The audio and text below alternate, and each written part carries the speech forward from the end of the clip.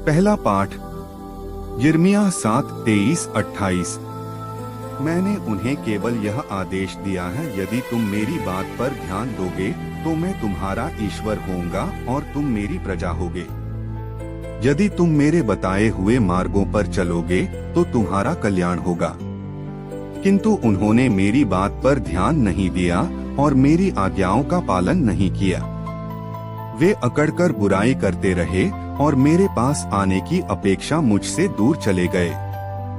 जिस दिन उनके पूर्वज मिस्र देश से निकले, उस दिन से आज तक मैं अपने सब सेवकों अर्थात नबियों को उनके पास भेजता रहा, किंतु उन्होंने मेरी बात पर ध्यान नहीं दिया और मेरी आज्ञाओं का पालन नहीं किया। वे अकड़कर बुराई करते रहे और अपने पूर्वजों से अधिक दुष्ट निकले। तुम उन्हें यह सब बता दोगे, किंतु वे तुम्हारी नहीं सुनेंगे।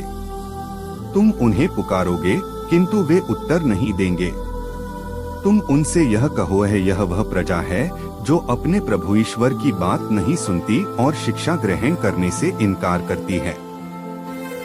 सच्चाई नहीं रही, वह उनके मुख से चली गई है। सुसमाचार संत लूकस का सुसमाचार 11:14-23।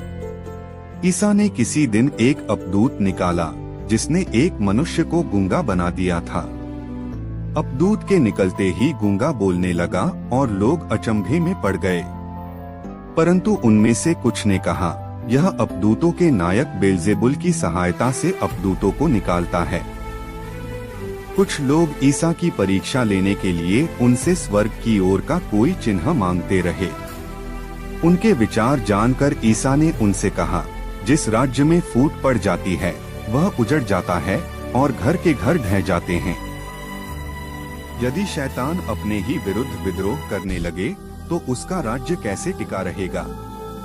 तुम कहते हो कि मैं बेलजेबुल की सहायता से अपदूतों को निकालता हूँ। यदि मैं बेलजेबुल की सहायता से अपदूतों को निकालता हूँ तो तुम्हारे बेटे किसी सहायता से उन्हें निकालते हैं, इसलिए वे तुम लोगों का न्याय करेंगे। परंतु यदि मैं ईश्वर के सामर्थ्य से अपदूतों को निकालता हूँ तो निस्संदेह ईश्वर का राज्य तुम्हारे बीच आ गया है।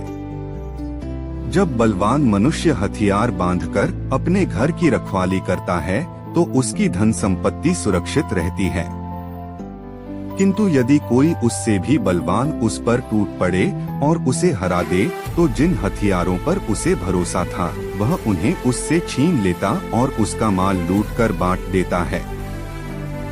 जो मेरे साथ नहीं है वह मेरा विरोधी है और जो मेरे साथ नहीं बटोरता वह बिखेरता है।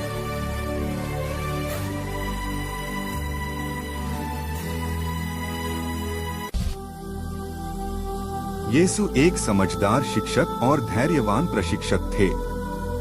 यहाँ तक कि जब उनके श्रोता उनके प्रति आक्रामक और रोषकारी थे, तब भी उन्होंने धैर्यपूर्वक उन्हें ईश्वर के राज्य के मूल्यों की शिक्षा दी। हम यह रवैया उस समय साफ देखते हैं जब उनके विरोधियों ने उन पर आरोप लगाते हुए कहा, वह नरकदूतों के नायक की सहायता से नरकदूतों को निकालता है। वे अपने श्रोताओं की ऐसी प्रतिक्रियाओं से आहत होने को तैयार नहीं थे। दूसरी ओर उन्होंने धैर्यपूर्वक उन्हें उनके कथन की अतार्किकता को इंगित करते हुए यह सिखाया कि दुष्ट आत्माएं अपने दुष्ट राज्य के निर्माण में रुचि रखती हैं और उनके बुरे प्रयासों में वे एकजुट रहते हैं।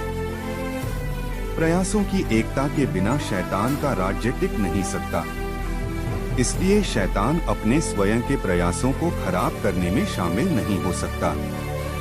यह आत्मघाती होगा।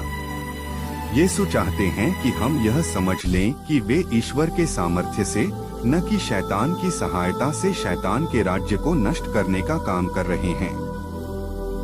वे हमें यह जानने के लिए आमंत्रित करते हैं कि वे शैतान से बहुत अधिक शक्तिशाली हैं।